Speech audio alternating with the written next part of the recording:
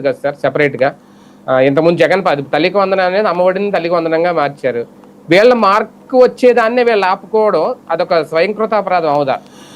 అంటే ఇప్పుడు basic concept ఒకటే, పబ్లిక్ గురించి ఆలోచిస్తే మనం ఇచ్చిన మాట ఏది తప్పినా సమస్య.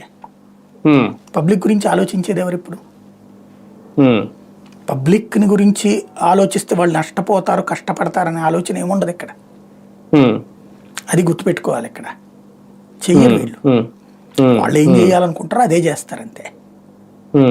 కానీ ఈ సూపర్ సిక్స్ హామీలో లేదంటే ఎన్నికలకు ముందు వీళ్ళు ఇచ్చిన మేనిఫెస్టో విషయంలో పవన్ కళ్యాణ్ గారి షూరిటీ అయితే కొంతవరకు ఉంది. చాలా వరకు ఇప్పుడు పబ్లిక్ మాట్లాడిన మాటల్లో మీరు ఎవరిని చూసి ఓటేశారంటే పవన్ కళ్యాణ్ గారిని నమ్మాం, పవన్ కళ్యాణ్ గారిని చూసాం అనేది ఎక్కువ బాగా వినిపిస్తోంది.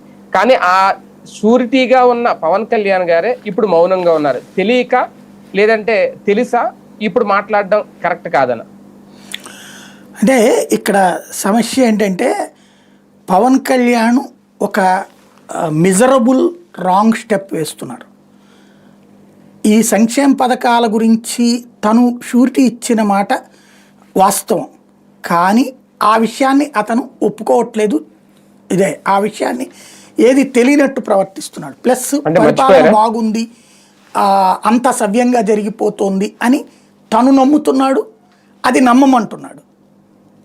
ఇప్పుడు తన దగ్గర ఉన్నటువంటి అభిమానులు, తన కార్యకర్తలు ఎవరైతే ఉంటారో వాళ్ళందరూ కూడా ఈ పేద కుటుంబాల నుంచి వచ్చినటువంటి వాళ్ళే. వాళ్ళకి వాళ్ళ ఇంట్లో తెలియదా? ఒక రకంగా మొన్నటిసారి ఎలక్షన్స్లో జనసేనకి